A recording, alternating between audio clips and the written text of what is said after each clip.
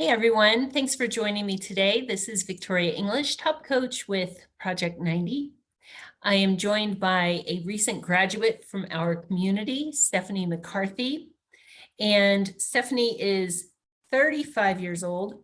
She is from Down Under. She's one of our Aussie mates. She's an account manager for a distilling company. Stephanie struggled with alcohol from about the age of 25. So that's 10 years that she's known she had an issue. 100 days ago today, she decided to stop thinking about action and take action. If you've listened to this podcast before, you know that in Alcohol-Free Lifestyle, in Project 90 and Beyond 90, we work with high performers, people who are action takers, problem solvers, innovators, solution finders. And yet, it took Stephanie 10 years to kick this habit. It took me more than 10 years to kick the habit. Alcohol is something that can make us bang our head against the wall because all the things that work, that help us become successful in every other area, for some reason just aren't kicking in when it comes to our relationship with, as they call it in Australia, the piss.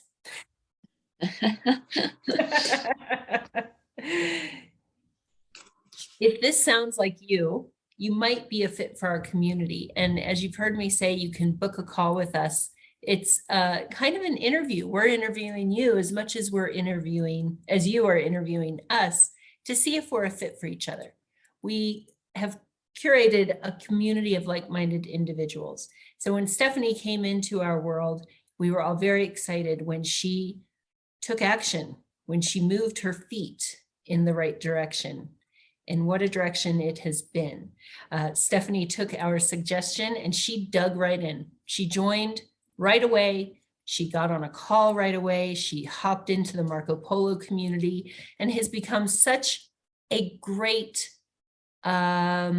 support for other members. And she's allowed herself to be vulnerable during her challenging times. And she's accepted support, something that can be difficult for people who are high performers to do, as well as being vulnerable, saying, you know what, I don't know how to solve this on my own, and collaborating with us. So welcome, Stephanie. Thanks so much for being here.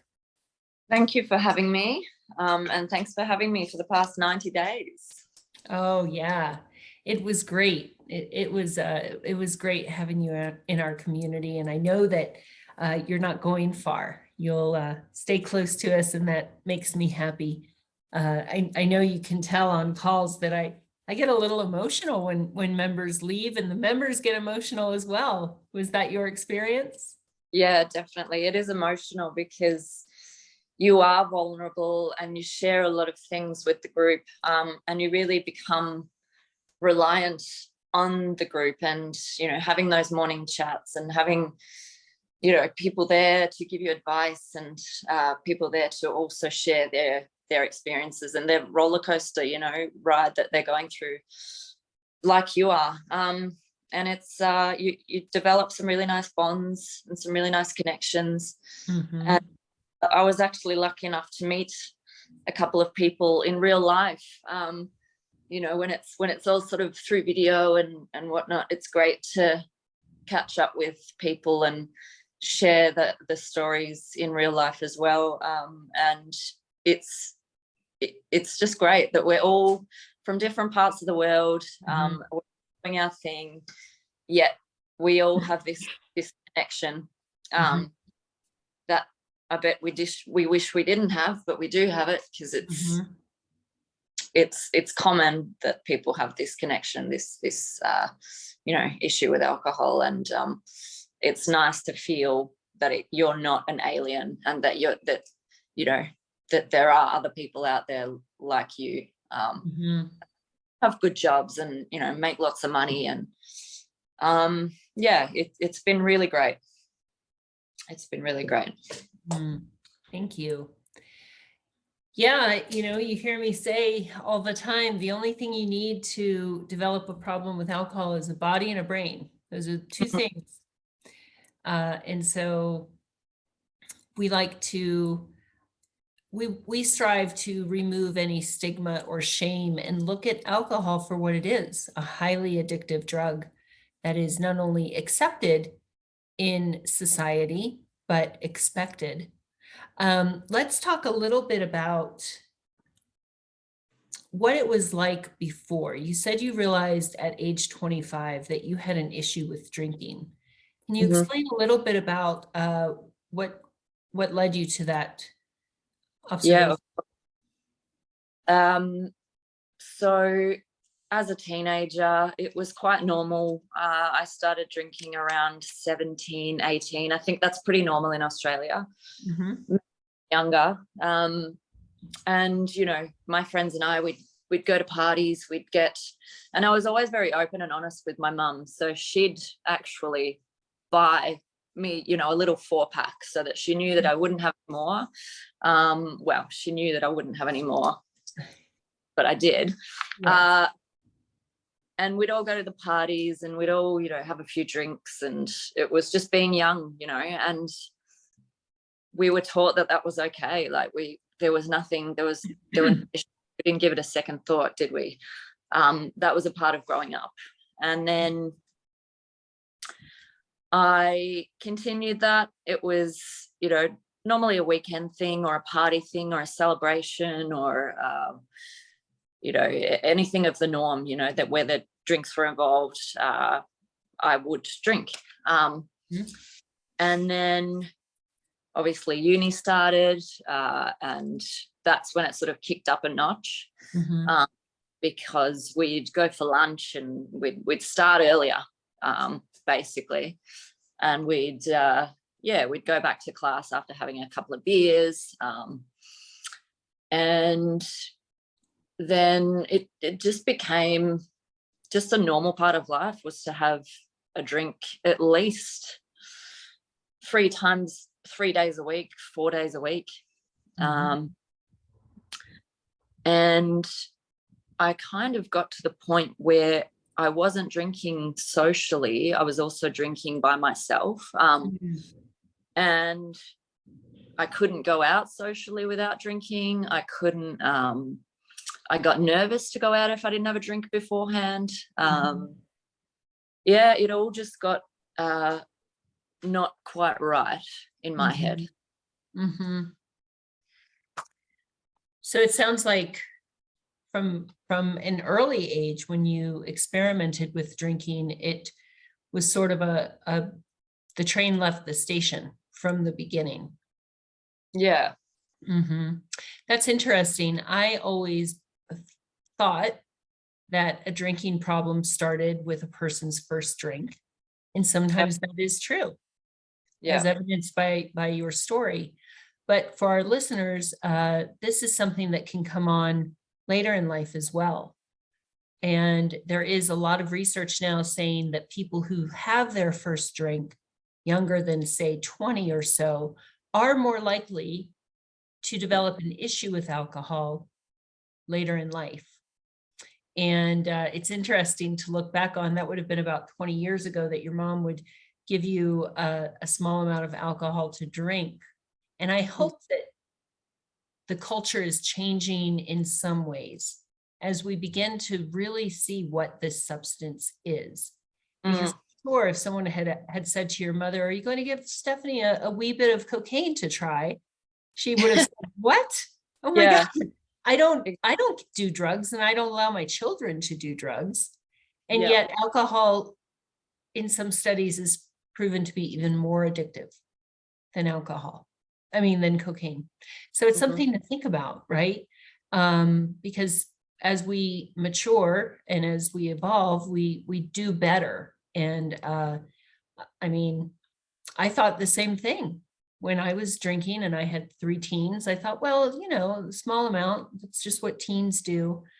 So, but with drinking, we can also develop a problem later. I had alcohol misuse in my family, but I thought I knew what it looked like. And when I didn't look just like that, I put it off for quite a while getting that Yeah. help. So just something to think about for our listeners. You know, maybe you are on that train that left the station a long time ago. Maybe you are, your train is leaving the station, even though you thought it wasn't going to ever. And then certainly something to reconsider about our thoughts around alcohol in young people. Instead of looking at alcohol as kind of a bonding thing with our kids, perhaps we reframe that just a little bit and invite them to pause, to delay their first drink. So thanks for sharing that. As you went on through your 20s and then entered your 30s, what sorts of methods were you using to control alcohol? So I went to AA a couple of times. I didn't really like AA. I didn't feel, I felt a bit out of place. You know, I met a couple of really nice people, and I kind of went for them, you know, to support.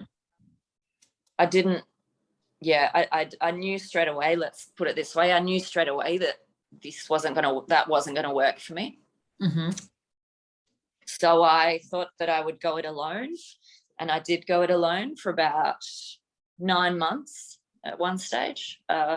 So I stopped drinking completely for 9 months, and then I went back to just thinking that I could control it and moderate and be a normal drinker. So and that was a vicious cycle for quite a few years. And going back to the point where, you know, I think there's a lot of people out there who do have a problem with drinking, and, you know, you do look at other people and say, yeah, they've got a problem, but it's more about, you know, some people could have 20 drinks and be okay, but I can have 3 drinks and not be okay. Do you know what I mean?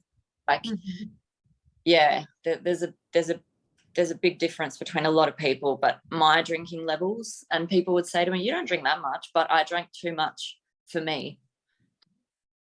I like that. Absolutely. It's quite normal for us, as we're questioning our relationship with alcohol, to do the comparing, to look at other people and say, well, gosh, they've had more than me and they're fine. I must be fine. Well, for starters, there's a lot of things that contribute to that: body weight, your gender, etc., including functional tolerance. They just may be in need of more alcohol to get the buzz. But yeah, it comes down to how's alcohol working in my life. And if 3 drinks is causing it to not work that well, it's okay to give yourself permission to look at that. Yeah. You know, and again, I've said before on podcasts, we are a fan of all methodology. Whatever helps people get in control of this relationship with alcohol, we're all for it. I know lots of people who have attained sobriety through AA, so whatever works for you is great. But what resonated with you about Project 90 that perhaps you didn't find in AA? I think it was the daily communication, and the daily chats, and I think the connection was more real, and a bit more honest, with people that I could be a little bit more real and honest with, because I felt that they understood it,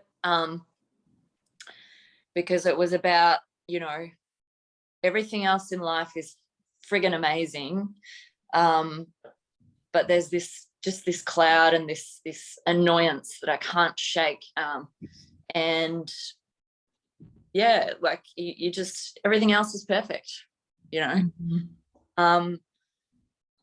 And I just liked the variety and the diversity of people from around the world as well, and learning different things about them. And we just had quite a bit in common, but we were from completely different parts of the world, and we were able to connect on that level. And you know, the Marco Polos, every morning routine to get up and you know, watch the videos from James, and then jump on the Marco Polos every morning. And it was my morning routine. And it was just nice. And I don't know, it just kind of felt like you had someone there the whole time, day or night.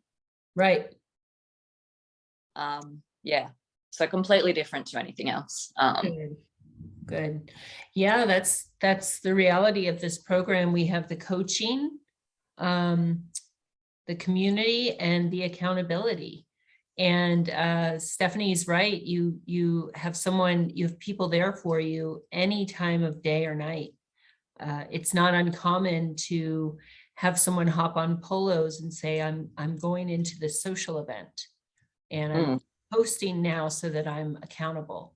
I'm going into a golf outing with all my drinking buddies, and I'm posting for support, and everyone's there. And then on the other side of those events, when they're back home in their pajamas and they're like, oh yes, I came home, no blurry vision, no headache tomorrow. It's good stuff, right, Stephanie? Yeah, it's fantastic. And it makes you want to do the same thing. You know, you'll then have a social occasion coming up, and you'll be like, no, right, so, you know, for example, Coach V did this, so I'm going to try this, and it works, you know. Yeah, it's good to be there through everyone's journey and learn the little tricks along the way. And not tricks, that's probably not the right word. Tactics. Well, yeah. That's better. That's the coaching term for tricks. I like that. Tactic, a technique, yes. Because exactly. You know, the alcohol was tricking us, and now we're using tactics to eliminate. I love that. Right. You may have heard me say, Stephanie, alcohol's playbook is not that big. Yeah. Right. It's the same old, same old. And so to your point, we are from different parts of the world, different professions, different, you know, family situations, etc., different ages. But alcohol uses that same old tired playbook on all of us. And in this community, you step into your own power again and say, you know what, I'm a smart person. I've gotten this far in my life. I must know a couple of things. How do I harness all of these attributes so that I can outsmart this not so smart booze? It's not smart. It's not smart at all, you know, but it's sneaky. Bingo. Yes. Yes. There is a saying in AA, which I always appreciate. It's cunning. Alcohol is cunning, baffling, and powerful. And then since then, I've added on patient. Yeah. Right. It is a little bit sneaky, but we're smarter. We are smarter. And giving ourselves that 90-day break, which many people choose to extend, as you are, it does just allow our brains and bodies, our brain and body to clear out a bit so that we can really dig in and process this stuff and use those tactics. And that's the power. That's the control. Has that been your experience? Oh, absolutely. And it's an interesting one for me, because having stepped back from it on a personal level, and realizing what it is, you know, in a more scientific way, as well as you've kind of taught us through the program as well. You know, I work in the industry, so now I'm looking at it just as a packaged piece of marketing that's sold to millions of people everywhere. And I'm kind of looking through the labeling, and I'm like, what's in there is actually ethanol. Mm-hmm. And it's crazy. It's crazy to be in this industry and just know how much money is involved in it when it's literally, at the end of the day, ethanol with a bit of flavoring. Yes. Yep. And so, yeah, it's been a big eye opener. And so I'm kind of transitioning from the alcohol to get into the non-alcohol sector of the industry. I like that.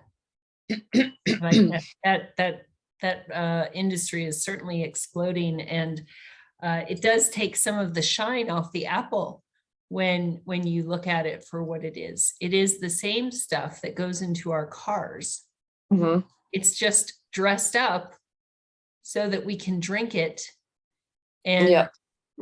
remixed a bit so that we don't die the minute we ingest a small amount, which was nice of them to do for us, but they need to keep their customers around.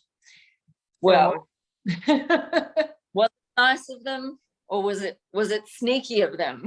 I'm being facetious, obviously. Yes. Well, again, I think we share this, Stephanie, in that we look at alcohol now and we see what it is. We see what the tricks that are up the sleeves and how they are trying to bamboozle us. And you sound a bit like me in that I became offended. You thought I was this stupid that I needed this garbage. And I got angry. I'm like, really? But hey, you know what? That can fuel our motivation. Yeah. Have you found that? Yeah, absolutely. It's definitely fueled my motivation. You know, I when I started working for this company, I actually went into their distillery, and I had to kind of look at all the ingredients and learn how it's actually made, these products, you know.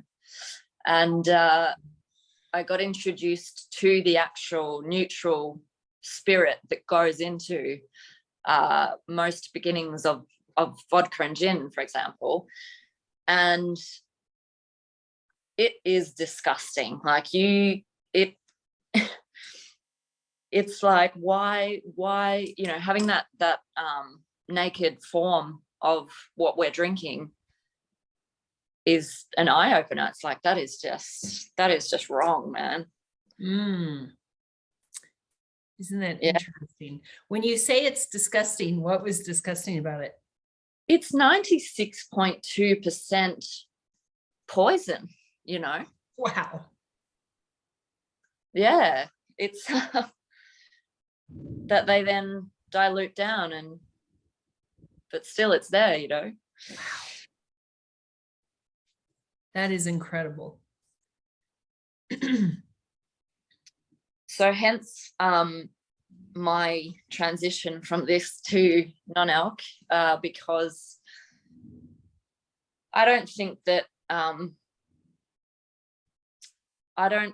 think there's a lot of people who need a substitute. That's not me. And I don't think people should need a substitute, but I also think it's nice to have something fun when you're not drinking as well. Yeah, if that makes sense. Oh, it completely makes sense. Yes. One of our coaching tactics is around recreating the ritual. And you've done a really great job of that. Can you explain a bit about recreating the ritual, what that means in Project 90? Yeah. So the ritual, you know, you would come home after a hard day's worth of work and opening a wine bottle and pouring a glass of wine. And my thing was drinking a glass of wine or 2 or 3 or 4 while I was cooking dinner, which is very common. And now I come home and I have all these beautiful tonic waters, or, you know, flavored sodas, and not even, sometimes I add fresh berries or frozen berries, and just turn it into this awesome, you know, drink that it's a completely new ritual, but it's the same ritual just without the poison. Yes. So Yes. it's great. And for our listeners, what's the purpose of that ritual? Because the purpose, the intention of the ritual hasn't changed. Yes. Yeah. Because in your mind, you know, that was relaxing for you. You would kind of, you know, take a sigh of relief once you've had your first sip, right? And you thought it was doing something for you, in a way of relaxation. And yeah, your work day is finished, and this is going to help you relax. And yes, and now you're substituting it for something else, like a flavored soda or a tonic. You're still getting that sense of relaxation because it's a similar ritual, but you're not, it's healthy. So it's a win-win, because in your mind, you are relaxed, and in your body, you're healthy. So right. Because if you think about it, as humans have always had rituals. yeah. And I think when people consider giving up their evening cocktail, they look at it as sacrificing a ritual, when really you get to have the ritual. You're just, because as humans, we need to turn down the noise in our brain, right? We need to honor our body as the sun starts to set. We need to calm down, turn off thoughts of work and problems, and become present with ourselves. And so it's about what we are seeking in that ritual, and recognizing that, oh, I can still have all those things without the hangover, without the consequences, without the bad behavior and all of that. Was that liberating for you? Yeah. And I think, aside from having the glass of wine or two with dinner, making dinner, it was also, I'd sit at home sometimes and just completely numb myself out as well, with the alcohol, because, you know, I wanted to kind of switch my brain off, or just, you know, not think about anything. And there are so many other better ways to do that. And I've found going for runs and turning up music and losing myself in that has been so good. And even, this is going to be really random, but I've started walking dogs, and, you know, I'll walk a dog of an evening and just get caught up in other things, and it's satisfying, and my mind's not on work, and all the other things you can do, right, is endless. it is. And so now you're getting what you were actually seeking in that wine. You're getting the reconnection with yourself. You're getting to relax and unwind, and you're doing things that you enjoy, truly enjoy. Because yes, listeners, I know everyone enjoys that first glass. But if you could have just one glass, you wouldn't be listening to this podcast. You know, no one comes in and goes, I'm going to drink everything I can get my hands on, right? No, we're seeking a ritual. And Stephanie just gave you a wonderful example of how she still has the ritual, but now it's actually enriching. And she wakes up the next day actually ready, prepared, enthusiastic about moving forward in her day. What a Yeah. difference. What a difference. You just switch things out. The drink in your hand. I was out to dinner with our member Jackie and James Swanick, our founder, the other night. And I had two drinks in front of me and we were laughing. And I said, you know, I'm just a heavy drinker. I just need to make sure I've got the right thing in my cup. That was my problem all those years. So you can still have what you want and need, but in a healthy way. So Stephanie, you, as I mentioned, you did a brilliant job of committing to the program. You came in with both feet. You jumped in. You were very engaged. Tell us a bit about your life when you were drinking versus now when you were not drinking, about your relationships and things like that. What's happened there? So when I joined the program, my partner and I had decided to take a bit of a break. Mm-hmm. She felt that things weren't working, and we've been together for 8 years, so you know it's a long-term relationship. You know, we've traveled the world, we've done a lot of great things together, but the whole time I was a drinker. And you know, as I said, we did a lot of great things together, and you know, a lot of nice memories, and we moved countries quite a few times and learnt different languages and just had a great 8 years. But yeah, something wasn't quite right, and so we decided to take a break. I joined the program, and in those 90 days, I don't even know how to tell you or begin to tell you how much I've changed as a person. You know, the Stephanie that started is not the same Stephanie that's here today, that's for sure. And the great thing is, a lot can happen in 90 days. And from the transformation, we've actually kind of sparked the relationship back up again, because my partner says that this is the person that she has wanted to be with. And essentially not drinking and not having a clear mind and being focused and doing all the things that I wanted to do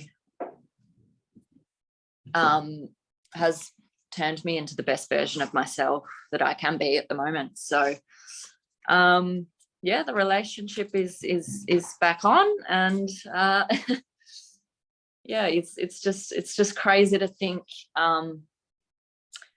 the whole 8 years of the relationship I was drinking, and you know, parts of those 8 years was drinking way too much, and parts I wasn't drinking at all. And you know, she was there through that whole roller coaster, and it's actually quite confronting to now have conversations about how my personality changed after a few drinks, and you know, the person that I became after a few drinks was not nice.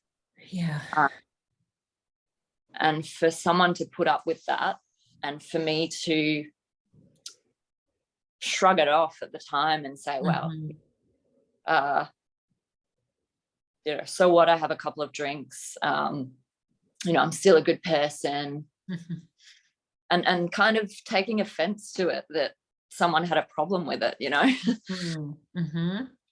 It's just a huge eye-opener to be on the other side of that and listen to someone who you love very much tell you how much they struggled with it.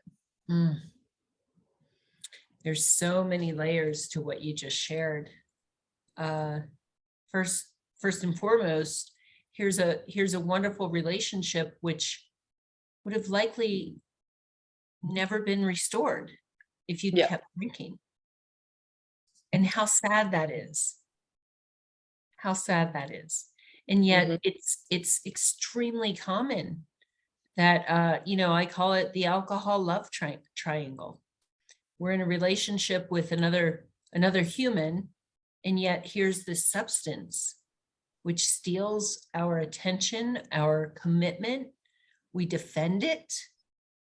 Defend it. Over the person we love. Yes, over the person we love. We expect them to accept a lesser version of us so that we can continue this relationship with the toxic, I call it a person, the toxic alcohol person, right? If you put alcohol's characteristics into a human, if you were to write a dating profile for alcohol, right? Oh. They would not get many swipes. They would be single forever. They would be single forever. Exactly. And it takes some courage. You know, I always say anyone can develop an issue with alcohol. The mark of character is recognizing it and doing what needs to be done to put it behind you. And that's what you've demonstrated. And how impressive and how loving, first for yourself, but also for her. Yeah. That's wonderful. Yeah. And then, it really, sorry. Go ahead.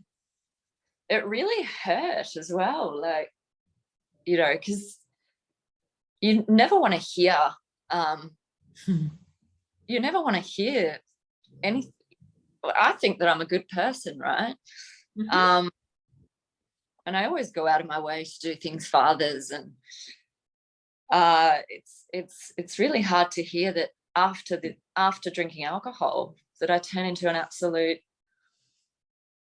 for lack of a better word, ass. It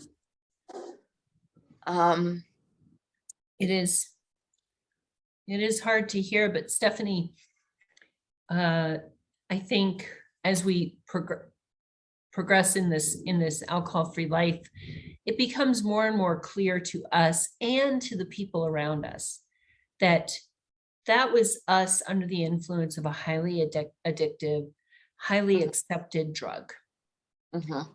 And it's a beautiful experience on my side as a coach to see people return to their true selves. And it's also beautiful to see their loved ones have their person back. Yeah. It's wonderful. And I respect you for being able to sit with that and just listen to her, because come on, listeners, you know, if anyone's giving you a hard time about your drinking, you're reminding them of all the great things you do. As if that's going to negate our behavior when we're drinking. It doesn't work that way. And being able to sit with our loved one and hear that is incredibly courageous on our part and very validating for them after years of telling us these things and just being shot down and minimized and invalidated. For them to hear it, to be able to say it, and that we can just receive it is a huge salve to the wounds from the past. So I commend you for that. I commend her. And you guys are on a great track. You are now a two-person relationship instead of an alcohol love triangle. Exactly. Can I just one thing as well, actually, it just popped in my mind during one of these conversations that we had recently. There's a thing called, what did she call it? I can't remember, but she said that she used to drink more so that I would drink less.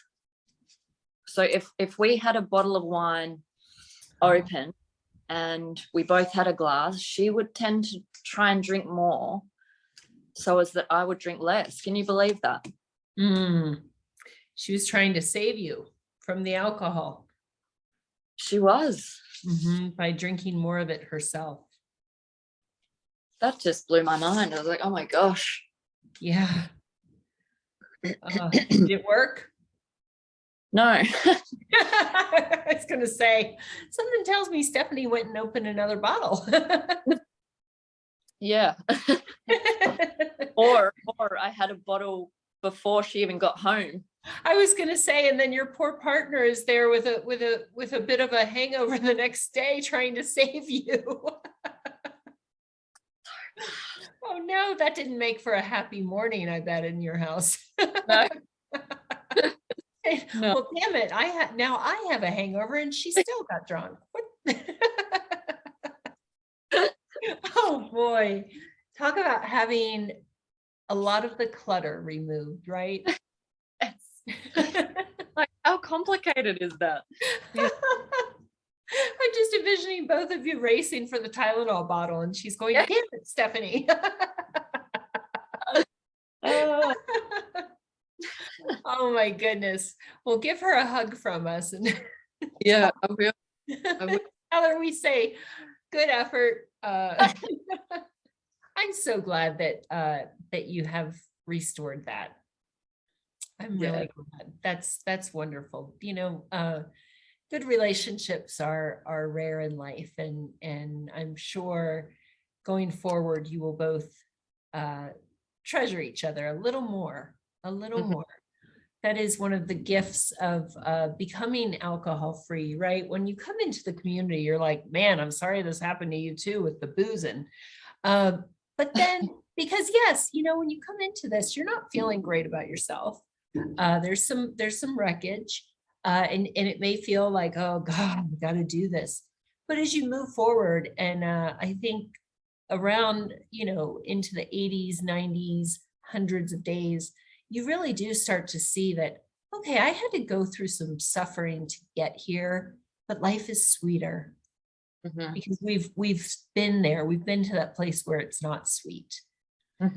What in life, beside this restored relationship, what else is sweeter for you? Everything. Waking up is sweeter. Going to bed is sweeter. I'm more active. I'm way more social as well. And it's funny, you think that you're more social when you drink, but in fact, you're not. You're more social when you don't drink.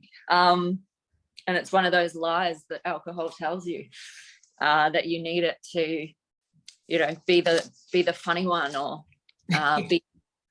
And without it, you're even more and even more fun. And your punchlines are kind of more on the money, and yes. And you feel more confident talking to people. Well, I do anyway. Everything's sweeter. The sun shining every day is sweeter. Going for a walk through, I've got this beautiful gardens opposite my house, and I'm just appreciating them more. It's just everything. Yes. Everything. That's beautiful. The color is back in your life. It's so funny when people graduate, they never say to me, even though it's quite common that people begin making more money, or they are engaged in new ventures with their business that have a lot of potential. They're going after deals they may have shied away from in the past. That's amazing. It's great. We always kudos to anyone making more money, but that's not what they talk about the most. They talk about the small things like the gardens, the sunshine. Yeah, well, they were the first things that came to mind. But, since not drinking, I have had 2 promotions and 2 pay raises. So, and I'm launching my own business in 2 weeks. So there are those other things that are fantastic. But the most important things are the ones that I told you first. So Yes, right.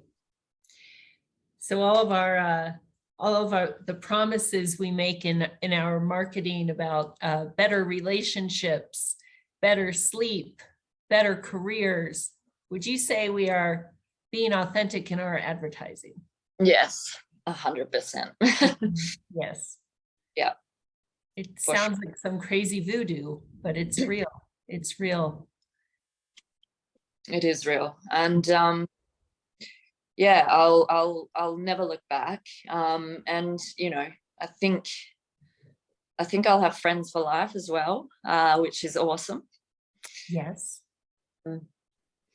It's just been such a great experience. And as I said to you earlier, I don't want it to end. So I'm gonna just keep jumping on the Marco Polos and just keep getting involved. Right. And Stephanie, as a graduate, will stay in the Marco Polo community, but we're here for our members long term. We've had members who go through some challenging times, maybe a loss of a loved one, or a huge upset in their career, or something happens, right? A health crisis. And we are always here for you. Or just to pop on a call sometime and say hello, because now you are the inspiration for the people coming in on day 1, day 5, saying, is this going to get better? And so we are friends for life, and the bonds that are formed amongst the members are real. I love that you got to meet one of our members from Florida in Australia recently. It's crazy. Yeah, it's great. Really changed emails, and there's things in common that we have that who knew? Who knew? Someone from Florida who 90 days I probably never would have met, Right. I never would have met. Yes. Yeah. I think the universe definitely has a hand in all of this, and the way we come together, and the people that come to us, and the people that are invited into our community. Yeah, there's some really great energy exchange in there. So I'm so glad that you are a part of our community, Stephanie. It's been wonderful getting to know you and to coach you, and see you come back home, come back to yourself. Yeah, thank you. It's a great way to put it. I have come back into, maybe let's say, the original Stephanie. I think it's Stephanie 2.0. Yeah. You've got some new tools and tactics which will serve you in every area of life. Sounds like they already are. Yeah. Wonderful. Okay, well, listeners, I hope you have enjoyed our chat, and if this resonates with you, don't wait any longer. No point in waiting. Alcohol doesn't give up on us.